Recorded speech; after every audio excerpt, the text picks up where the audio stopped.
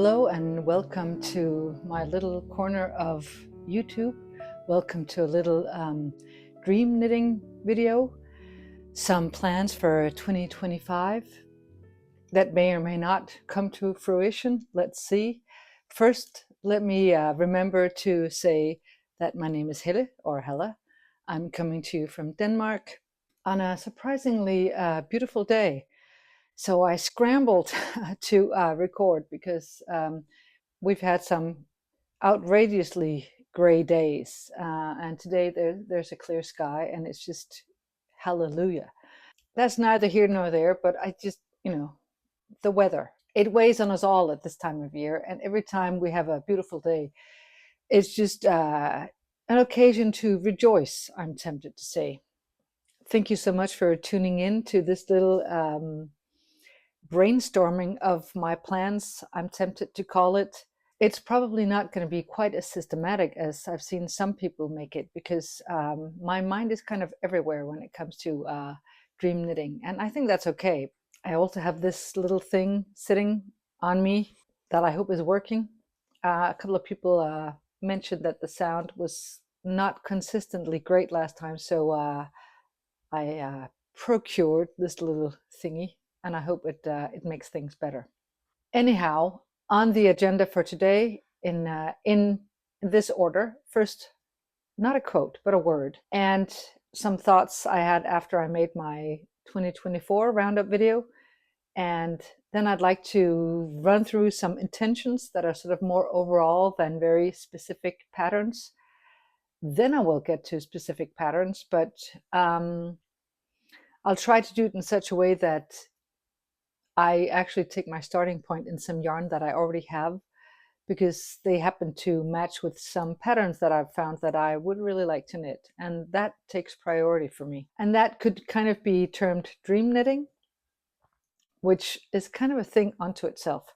And then I have some actual plans that are definitely going to make it, one of which I've already cast on, and the other I have the yarn for. So, or actually three others I have the yarn for. So those are definitely going to be made. And before I get any further, let me just mention this word. I usually start with a quote, and today I'd like to just share a word that at least was new for me. It's a Greek word. I came to this word in a book that was recommended to me recently by an 81-year-old woman in one of my yoga classes. And she's kind of a role model for a lot of us at the fitness center where I teach. And it's a Danish book called Syv veje til et langt liv, which translated means 7 roads to a long life. And I've just begun it. I'll try to share the findings maybe in some future videos. It's really interesting. It's research based, but there's a woman in one of the first chapters who's 95 years old, and she lives in one of the blue zones, maybe you've heard of them, around the world, where people live longer than in the rest of the world. And some researchers have tried to find out what is it that makes these people live longer. And it's many things. For this particular woman who mentions this word, she lives on a Greek island, so there's the Mediterranean diet, which of course a lot of us have probably heard of by now, is super healthy. But she attributes part of her long life to this one word, which is in a Greek word called philoxenia. Not sure how to pronounce that, but philoxenia. And the word means to be welcoming and kind to strangers. And she goes on to say that on her island there are no labels. And I just felt like sharing that word today because I feel it's interesting, and it's something we can strive to maybe do. So you'll notice that it's not welcoming and kind to our friends, the people we know, everything we're familiar with, but strangers. And this whole idea of no labels. Everybody, she says, everybody's equal on that island. Nobody tries to sort of raise themselves above others.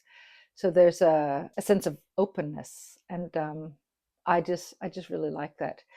And I think it's striking that she contributes this sense of being in the world to her longevity.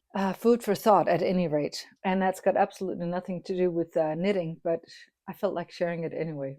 Moving on, before I get into the dream knitting and knitting plans, what I'm wearing is I'm wearing the Guernsey Genser by Sentniskan, which I knitted, I think 2 years ago, or is it three?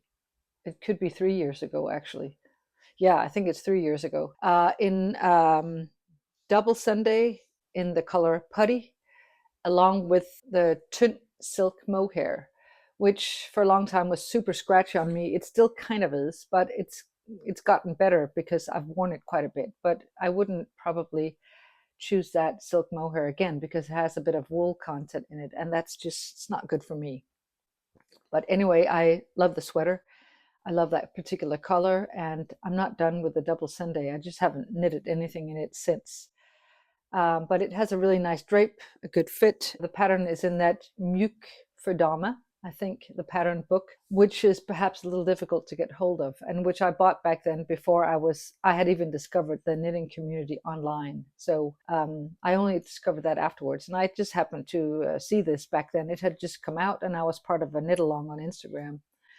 I had sort of trouble finding out what to do up here in the beginning, but after that, it was smooth sailing. And yeah, I like this sweater a lot. Anyway, just briefly before I begin talking about my plans, when I made my last video, which was a roundup of everything I knitted in 2024, the more I kept hearing myself when I edited the video saying how much positive ease I had, the more I realized that I have a preferred positive ease. And I wouldn't be surprised if this particular sweater has that preferred positive ease, maybe a little more. And it was also interesting to see that I'd gravitated towards some things and not others. I hadn't necessarily noticed that during the year. And one thing I certainly also realized was that, perhaps not so surprising, I knitted mostly Danish patterns by 3 different Danish designers, and then 3 non-Danish designers, their patterns. So a goal this year is definitely to broaden my horizon in that regard a little more. I think one not problem, but one reason why is I just walked by 2 of my local yarn stores the other day, and all the sort of the samples hanging in the windows and pictures of knitting patterns, they're all by Danish designers. We very rarely see something by a foreign designer.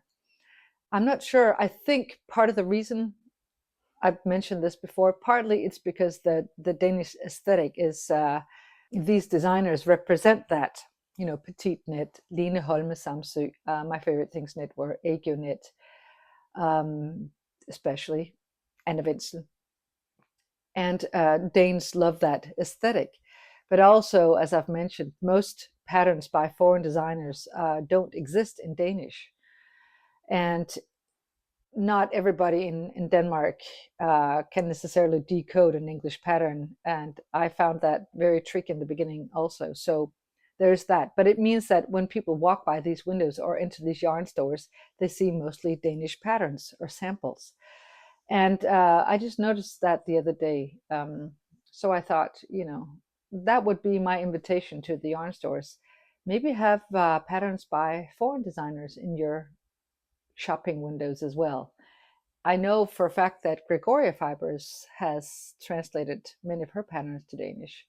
And I think also Isabel Kramer, maybe certain other designers, maybe not any of the Japanese designers. I would be tempted to reach out to one of them and ask, do you want me to translate that into Danish? Anyhow, I'm getting off on a tangent. Let me also say that I know that there's this concept of make 9 on Instagram, where this little square where you can divide it into 9 squares with 9 patterns that you'd like to make for this year or a year. I tried to do that, and it was either I sort of vacillated between a make four things I definitely knew, and then like make 19 or 29 or even more of things that I'd really like to do. So dream knitting and actual plans, which meant that the make 9 didn't really make sense. So I'd like to instead talk us through some of those. And also, I find that if I make very definite plans, very sort of decisive, selective plans, I tend to abandon them because I don't want to be sort of beholden to something. The minute I make a list, I feel tempted to abandon that list. It's really probably quite childish, but there's a rebellious part of me that just doesn't. I want to kind of wake up and go, what would I like to knit on today? There you go. I've heard some podcasters sometimes talk about how collecting or buying yarn is kind of almost like one hobby, and then knitting is another. I don't feel that, but I feel that planning my knitting and dream knitting is like one hobby, and then the actual knitting is something else, because I have this kind of mind that, falling asleep, I can sort of go, ooh, there's that one. I can pair that with that. Could I maybe add that yarn? I'm just, my mind has a life of its own sometimes. So I can often plan a lot of knitting, and I don't expect maybe more than 1/10 of it to actually turn into real sweaters or garments or projects. So while I mention some of these plans, don't necessarily expect some of them or all of them or even any of them to actually turn up as finished objects here. I'm just saying that. And of course, logistically, there isn't time or energy or money to knit all the things that I actually dream of knitting, and that's completely okay. I accept that. Some of these have been at the back of my mind for a while. Some have come and gone, and some are newer. And I also don't want to make too many specific plans, because I know that new patterns will turn up during the year, and I might also take part in a test knit or two. Let me mention my intentions now. Like a lot of us, I think one of my overall intentions for this year is to use more of my stash yarn, especially yarn I've been gifted. I'm not somebody who finds walking into the room where I have all the stash yarn to be like a wonderful experience.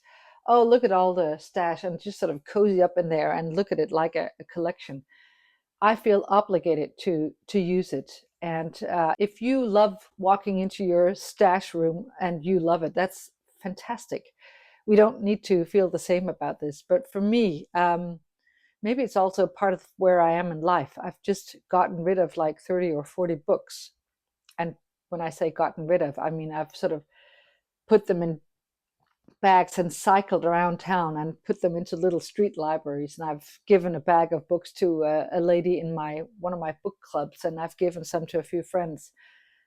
So I'm at a point in my life where I don't want to accumulate. I tend to now, completely different from 20 years ago, borrow books from the library when I want to read something. And then in that same vein, I don't want to have yarn lying around just to look at a beautiful skein. I want to use it. That gives me pleasure to know that I make use of it. So that's definitely been something that's on my mind. I want to use this yarn, especially, as I said, the yarn I've been gifted. So that's one intention.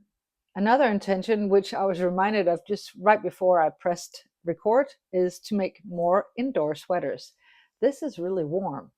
And considering that it's maybe 5 degrees Celsius outside, so it's not warm, I actually have left the garden door open, because otherwise I'm gonna be too hot. And I often find myself, if I wear a sweater and I meet up with a friend in a cafe or something, it's obviously also warm in a cafe or in shops. And I would like to have more sweaters that I can actually wear indoors instead of these huge sweaters that are for outside. I have quite a few of those, and that's nice. But I want to have more that are a little lighter and transitional. Then there's a very specific intention. That's not necessarily going to be an actual plan, but this is the sarong sweater that I made 2 years ago, and look at how wide that is. I want to fix that. That's a definite plan, but I'm not sure if it's an actual plan. I want to fix it, and the reason why I'm hesitating is that I'm not sure whether to do the mattress stitch thing or actually to use a sewing machine. Partly because I feel that it's kind of blasphemous to put it under a sewing machine, and also my sewing machine is ancient, so I'm not sure how good it is. But it's been lying around. It's such a beautiful sweater, and I haven't used it because I feel it's too wide. Beautiful color. The yarn is from Biche Buche. So I definitely want to remedy that and actually use it. Okay, and another intention, which is really ridiculous kind of, but it's to be more okay about not being able to knit everything. and instead just let joy and excitement lead the way, tempered with actual needs. That's easier said than done, but it's something I definitely want to try. Another very concrete intention is to knit at least 2 cardigans.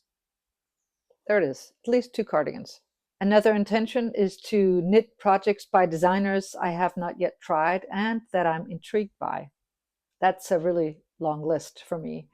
And it's not something that's likely ever to be finished, but I'd like to sort of, as I move forward, try new designers. Maybe I was first thinking every other project should be by a new to me designer, but I thought that's maybe, setting myself up for failure. So I think maybe 1 in 3, I'd like to be somebody new to me in order to learn new things, in order to broaden my horizon, and just to see new ways of writing. Apropos of being kind to strangers, being open to new designers, but also in that same vein, the main thing for me is to feel excitement for a project. And if that means knitting something by somebody I've already tried, that's absolutely fine. And that is more important. I don't want to learn a new technique simply for the sake of it. For instance, steeking, which I'd like to learn. But if a project doesn't otherwise call my name, I'm not likely to find much enjoyment in that. So the intention is to let joy and excitement and the feeling of being intrigued guide me. And another intention is to try to balance what I think is fun and interesting to knit with what I actually like to wear. And when I say that, it's because I often reach for things that are really simple, single color, not very elaborate patterns. And those are not necessarily the things I think are super interesting to knit. And I'd like to try to balance that. And I think it's okay to knit things that are difficult, complex, full of either texture or colors that we don't necessarily wear so much. And I think it's also okay to kind of struggle through a pattern, a project where we actually get more wear out of it. And I'd like to try to balance those two. And in that same vein, I'd like to knit things I know I'm going to wear. For instance, a turtleneck and a V-neck. I have no more specific patterns in mind, kind of. Another intention is to knit more non-sweater projects. That could be accessories, but it could also be like capes or vests, something where it doesn't just make my pile of sweaters grow. And in terms of buying yarn, I also have an intention there. And it's sort of fivefold, if you can believe it. But I've told myself I'm not somebody who, as I said, the whole feeling obligated by a list, it doesn't work for me. I mean, especially if I make it myself. But also, I don't feel happy just accumulating yarn or patterns. So I've told myself, actually for a long time, I just haven't been so directly aware of it. But I'm only allowed to buy yarn, I've told myself this year, if one, I intend to cast on immediately, or it's a souvenir yarn from somewhere abroad, or it's an outrageous sale, but it has to be for something specific, not just I love this yarn. 4, if it's to be held with something I already have in my stash in order to actually finish a project, could be like a strand of silk mohair or something else, or if it's for one of my daughters. So I think I've given myself a lot of room here, but at the same time, I don't just want to be sort of buying all over the place. And the final intention here is to actually not plan ahead too much, because I know that new things will grab my attention during the year. So that's it in terms of intentions. Now I'd like to go over a little bit of what I call dream knitting. And dream knitting, I mean, yeah, what we all call dream knitting. For some of these, I have the yarn already. For some of them, I don't have the yarn. And even if I have the yarn, it doesn't mean it's going to turn into an actual plan. It's still on the drawing board, if you will. But after I'd knitted the San sweater, I was very much in the whole color work mood. And a couple of sweaters jumped out at me. The first one it was around, I think it was right before Christmas. I was standing in a shop in the city where I live, standing in line to buy something for somebody, and I noticed that the woman in front of me was wearing a hand knitted sweater, and I'm going, I don't know if you have that sort of, we have that sort of X-ray vision, or what, no, not X-ray vision. You have that sort of selective vision when you're out and about. You spot people's hand knitted sweaters. Just like many years ago when I was pregnant with my first child, I always spotted young women with perambulators. Now I spot hand knitted sweaters. And I was kind of whispering to my daughter who was with me, oh, check out that sweater, you know. She's like, why don't you just go ask her? I'm like, not going to do that. She says, no big deal. You can ask her. I'm like, that's not what I mean. I want to find out what it is. I'll post a picture so you can see what sweater it is. Maybe some of you already recognize it, but I went home because it looked familiar to me. It was something that I'd already seen, because you know how when you browse on Ravelry, a million different patterns sort of enter your field of vision and exit again. And some of them you remember, some of them not at all. This one I knew I'd seen. I just couldn't put my finger on it at all. So I could tell, I think, from the photo that it was bulky weight, and it had a turtleneck, and of course it was color work. So I thought the bulky weight and the turtleneck would already specify the amount of color work sweaters. And then I just systematically went through all of them until I found it. So that was kind of fun. And it was this sweater by Linka Neumann, who has a German sounding name to me at any rate, but she's Norwegian. And it's the Foika sweater, or Foika Genser. This is a book called Vildmarksswetre, or I think Wilderness Sweaters in English. I'm sure it's been translated because I've seen somebody else mention this. So I promptly checked this or borrowed this from the library. And it's interesting because it was the color combination of the sweater on the woman I saw that made me sort of feel intrigued by it. And even though I like the colors in the book here as well, that wouldn't have made me look at it, and not these either. So sometimes the pattern doesn't jump out at you until you see an interpretation of it. I've often found that.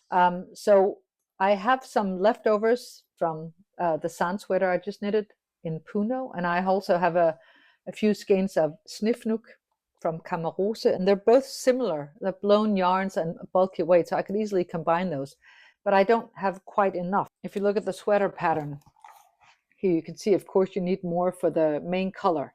And I'm not sure I have enough of that. And the problem here is that it's knitted from the bottom up, which means it's not going to be ideal for me because I tend to not meet row gauge. I didn't meet row gauge on the San sweater. And that means I'm not going to, I don't know if I can get the right depth on the yoke once I split for sleeves. However, I know that I saw somebody on Ravelry mention that she'd converted the pattern to be knitted top down. And I think that's a skill I'd really like to learn because that's very useful. But it also requires a bit of, some patience and to sit down and figure out how to go about that. And while I'm tempted to do that, I can also tell that this whole knitting very heavy sweaters and color work and very wintry sweaters, I feel most inclined to do that leading up to Christmas and New Year's. Afterwards, it's like spring has not at all arrived yet, but I'm still inclined to not knit so many heavy sweaters. So I may or may not get to that. But I really like the sweater. There's also I may have already inserted a photo on Ravelry with this sweater, and I really like the sort of wintry look of that.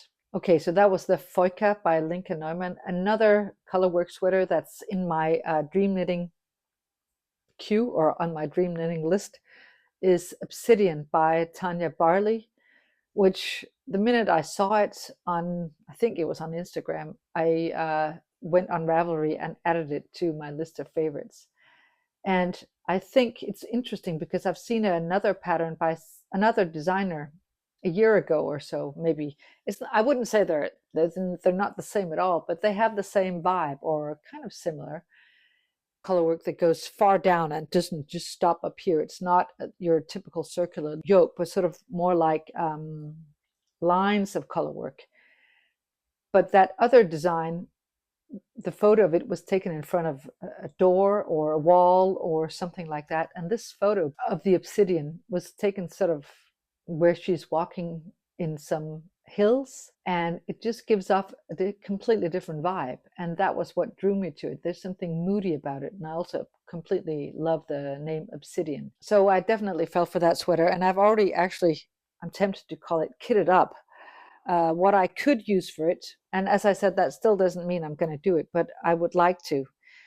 But I'm also a slow knitter, so that means many of my plans will never actually turn into a sweater. But I have this black Pura Lana from Gepard Garn. It's a DK weight, and I think hers is sport, but I think I could get away with it.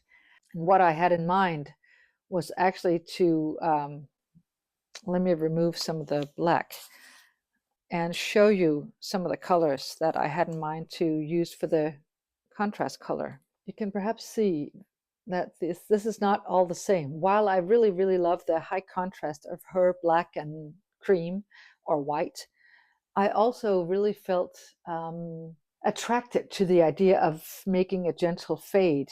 I did that once before when I made the spot sweater by an event. That was so much fun. It was also really difficult, but it's where you get to be creative with somebody else's pattern. So it's not just, paint by numbers. It's a little more, you can add your own touch to it. And I just think that's so much fun. I would like to make it kind of low contrast, but also a fade with some, let me show you again, some neutrals. There's a beige, there's a grayish rose, there's a gray, and then there's a lighter gray and a brown, a grayish brown. So I could definitely imagine that. And also, I haven't knitted anything by her, so it would also be a way of knitting somebody whose patterns I've not yet tried. I've seen a few other designs by her that I quite like. Definitely feel tempted to knit that. I've talked previously, I'm not going to go into that here, but I would definitely like to use my Fleur Morganite Cache Merino and Kumu by La Bien-Aimée. I've talked before about potentially knitting a cardigan for that, and a lot of you gave me some good feedback, but I haven't landed it yet.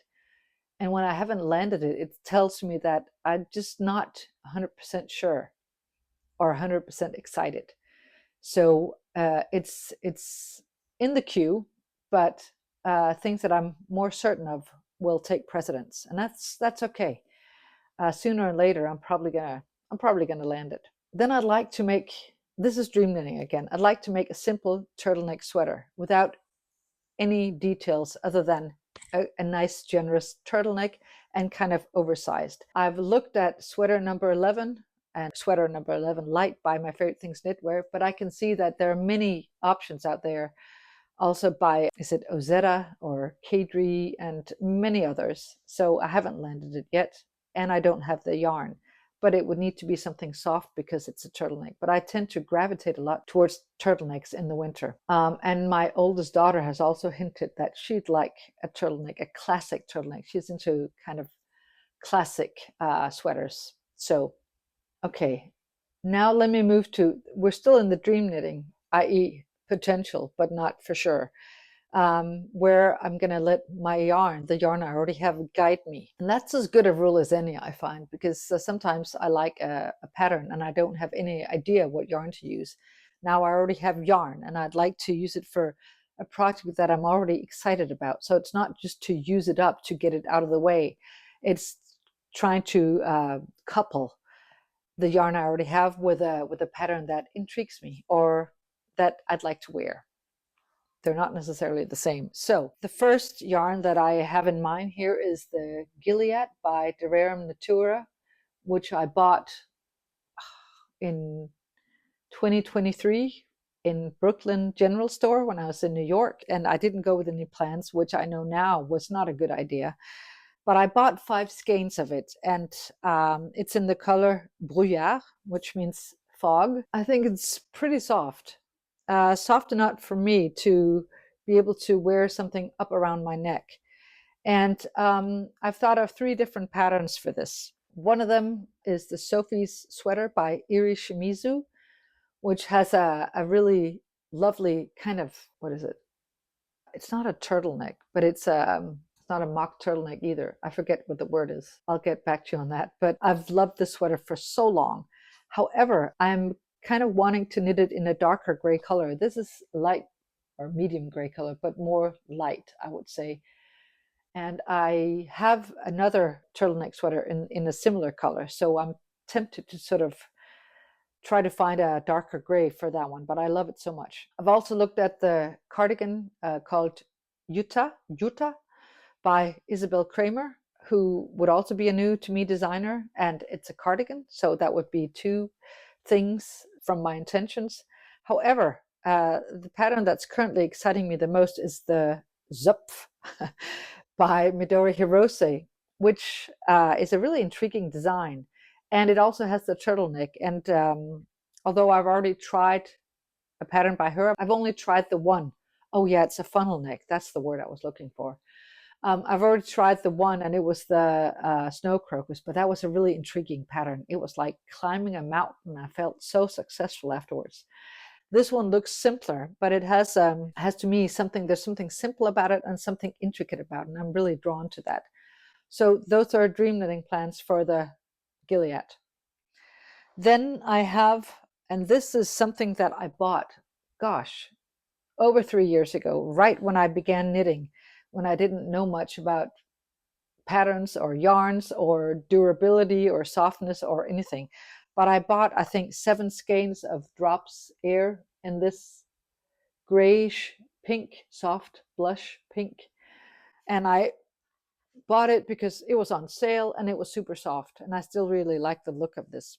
However, I've heard time and time again that it pills a lot, especially if you don't add a second strand. So I'm definitely going to have to find a second strand to add with it, but probably not their kid silk, maybe their brushed alpaca silk, which I think is a little softer, or something altogether different.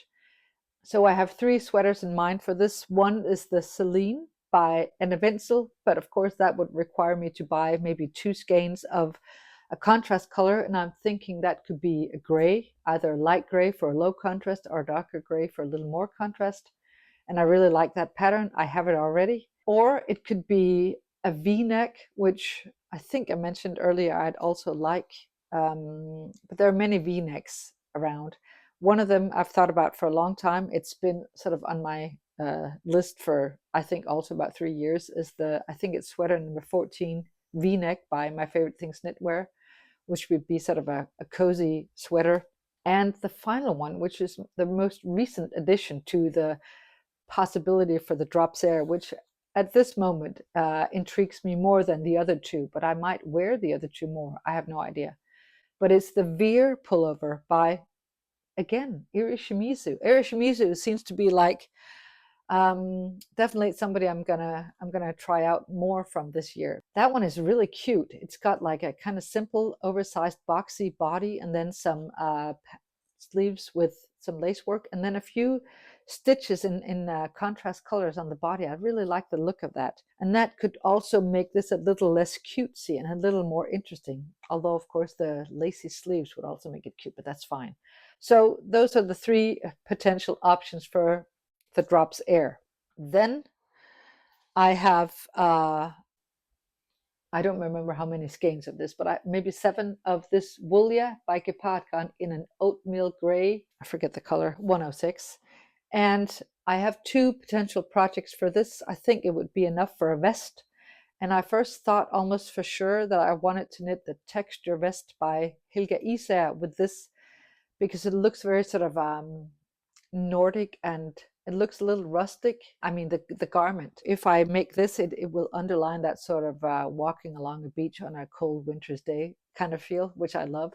But then I saw Irene Lynn post photos of a new vest that she has made recently called the Mila hooded vest, which I think is super cute. It's more simple in terms of, well, it's stockinette, but then again, it has a hood and it has pockets. So those are 2 completely different vests, but they're both vests. And I think I would get a lot of wear out of either of them. And Of course, if I knit the Mila hooded vest, it would mean a new to me designer. I mean, I've known her for a long time, but designer I haven't tried before, whereas I've knitted several things by Helga Især, but I'm torn. I like both of them. Those are the dream knitting plans for the Woolia. And then finally, in this category, I have this lovely skein. I have 3 of these by Ladybug Yarn. It's a silk mohair hand dyer in Denmark. And it's a colorway, what's it called? I forget. Oh yeah, Mist. I think that was actually part of the reason why I bought it back then. There was also a sale, but I bought it soon after I'd knitted another blouse with silk mohair from Ladybug Yarn. I knitted the Out of My Dreams blouse in 2 strands of this, and that has lace work. And that has been a blouse I've worn quite a lot because it only has 2 strands, and the lace means it's an indoor sweater, as I mentioned before. It's not too warm, it's not too cool. And I have, again, 3 options for this. Did I already say that I have 3 skeins?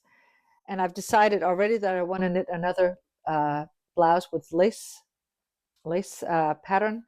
So either the Aika, which is gorgeous, by Megumi Shinagawa, and that is in a liner magazine. So that's why I'm still hesitant about that one, because I've been waiting for the pattern to come out on its own, because it's the only pattern I would like to make from that magazine. But it hasn't happened so far. And I went and looked at a cardigan from a liner magazine that I put in my favorites queue on Ravelry a couple of years ago, and that still hasn't come out as an individual pattern. So I'm not sure this one is ever going to. The other option is the Björk Genser by Sentness Garn, which has also been something I saw, I think actually soon after I made this, because I just sort of went browsing on Sentness Garn's page, and it's a really cute pattern. However, I recall after I'd sort of favored it, and I don't think I was necessarily about to cast on, but then I saw, I think, Inga from Knitting Traditions talk about how brutal the sleeves were to knit because they had bobbles. That made me kind of go, maybe not then. So now I have a third option, and gosh, it's funny how I hadn't thought about this until I now mention her again, but it's by Iri Shimizu, and it's a completely different kind of pullover. It's not actually lace. Apropos what I just said a minute ago, it's the little yarn pullover. It's a lot more simple, and it looks like a really sort of light, ethereal kind of thing that you just throw on. And I really like the look of that. And I think hers is made with light merino, fingering weight merino plus a lace weight silk mohair. So this one would not look the same with 2 strands of this, but I think it would still work. I think I saw somebody on Ravelry knit it with maybe 1 strand of silk mohair. That looked really pretty. So those are my dream knitting plans. Don't know how many of them are actually going to turn into something, because there's also the idea that the minute I say out loud that I intend to do this or I want to do this, there's a chance that for that reason alone, it's not going to come to life. I don't know how things work in my head, but there you go. Finally, let me get to my actual plans, and these are for sure, almost for sure plans. The first one is for sure because I've already cast it on, and it's something I bought the yarn for 2 years ago, and which I mentioned, I think, in some kind of video about a year ago about my intentions for 2024. Of course, that didn't come to happen. But when I was debating with myself what to do with my Fleur Morganite, because there's a choice, it made me all, ooh, I don't know what to do. And here I don't have a choice because I bought a kit. And that was the Fox Thoughts pullover by Hiroko Payne, which is just a beautiful pattern. And this is how far I've gotten. Holy moly. And this has taken, I don't want to say forever, but it's taken a long time. I cast this on in the first week of, or maybe it was the second week, probably around the 8th of January or something like that. And it's super interesting. and it's super intricate. And I really, really love that. This is, to me, this sweater is a piece of art. However, I feel that my own sense of creativity is maybe not ignited so much because this is paint by numbers. I've ordered the kit, which is something that I might not do today, but there's no way I could ever get the effect of the fade in this one. This extremely unusual fade where you sometimes blend gray and orange. It's just super interesting. So I'm okay with it, but I just, I haven't come up with it myself, and that's fine because I want the look of the sweater. But I think for another colorwork project, I might want to try something myself. I'm not going to go into all the details here. I'll do that when I finish it in a separate video, because this is mainly about the plans. But the plan here was to use the kit, and you can see the row that I'm on. I'm using these 4 colors, 2 held together for the contrast color, 2 held together for the main color. So it's super interesting, and that has been on my list for a long time to do. So it's very satisfying to finally get to it. The more increases I make, the longer a round it's going to take. So I don't expect to be finished with this for quite a while yet. So that's definitely an actual plan to continue knitting on it. And knowing me, I'd like to have maybe something that's a little simpler, stockinette or something like that, to cast on afterwards, or maybe at the same time. And apropos that, the next actual plan that I have is to knit the Uma Cape by Knit. And I already have the yarn, and this is a new to me yarn. I should actually have set that as an intention as well. So that's also an intention now, to try different yarns, especially soft yarns. And this one is already, I can tell, going to be fantastic. It's Yak by Lang Yarns in this really dark gray, almost black color. It's not black, it's super dark charcoal gray, but it's 70% extra fine merino and 30% yak. So that's going to be interesting. And the Uma Cape has also been on the horizon for me for a long time. It's not a sweater. It's by a designer I've knitted many things by, but I really love this design. It's completely different. And I could see myself wearing this sort of walking, well, frankly, on the Shetland Islands or something. The whole sort of moody vibe, maybe in the fog. But another reason why is that the pattern needs an update. Karoline has asked me if I wanted to update the pattern and the English translation. And I can see that people have had problems with the pattern because there's maybe been places where it could hold your hand a little more, and I also want more information in the pattern than what I've so far seen. So I'm going to add bits and pieces where I think it could be useful. So hopefully that's going to be updated soon when I get to when I begin that pattern.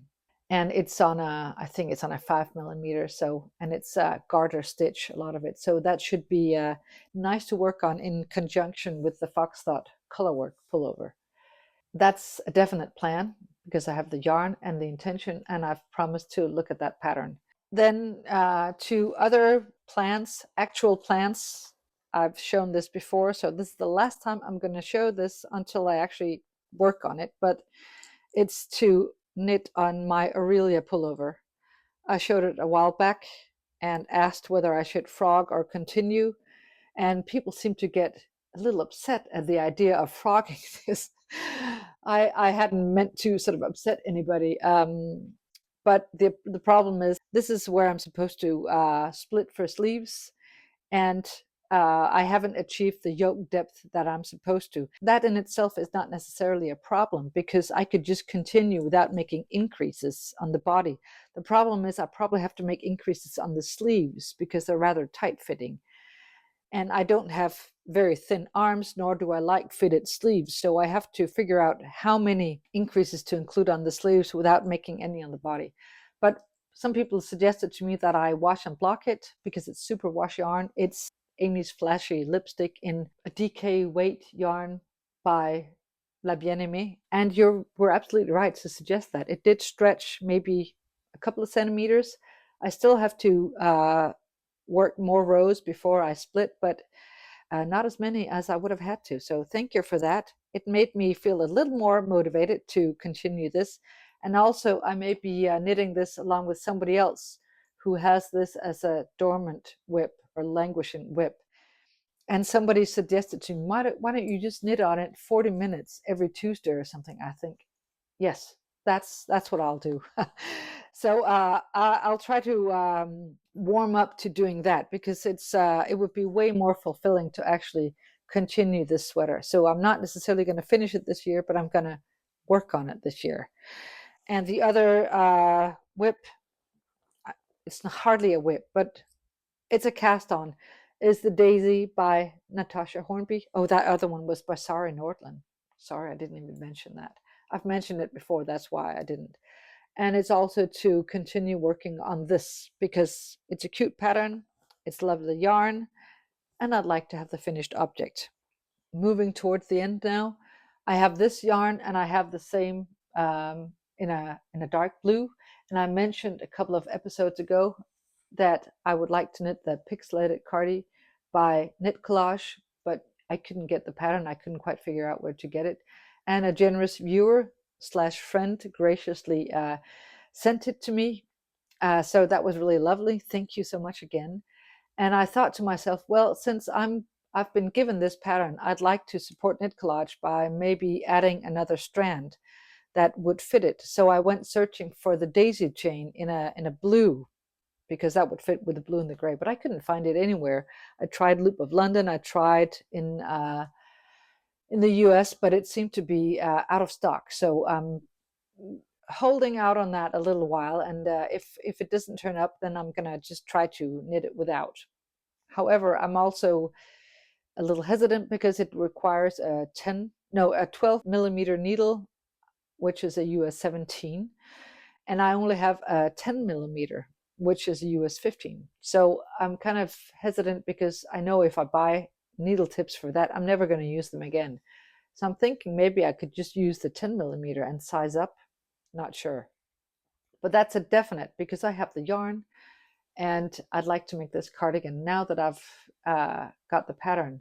So that's going to be nice. And finally, some gifted yarn also. I also have potential plans for other gifted yarn. I'm just not going to show it here, because I actually have more plans than what I'm sharing here, or dream knitting plans. But the more images I add onto the video, the more I edit, the longer it's going to take for the video to download, and the longer it's going to take for me to edit. So I think I'm going to just take the plans as I move into the year.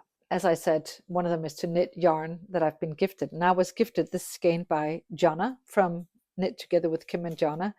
It's a really gorgeous dusty blue color. And I could have used it either as a color work up here, or for a hat, or something, or a little scarf, but it's quite rustic. So I've come up with the idea of knitting a little clutch instead. That would also help me fulfill the goal of knitting non-sweater projects. And I've thought about the honey clutch by Petite Knit, which would also make sense, because Jonna has knitted a lot of patterns by Petite Knit and really loves her patterns. So there would be a kind of symmetry in that. I think there's another clutch by her that could also be a contender. And I think this is just enough yarn for that. And of course, it wouldn't matter that a clutch has a rustic feel to it. So I think that would be ideal. So I think that's it. Those are my plans. I'm going to be as excited as some of you might be to see what's actually going to come of them, because I just don't know. And I think that's part of the whole excitement of it. You don't want to paint yourself up into a corner and just be guided by things that you decided at the beginning of a year.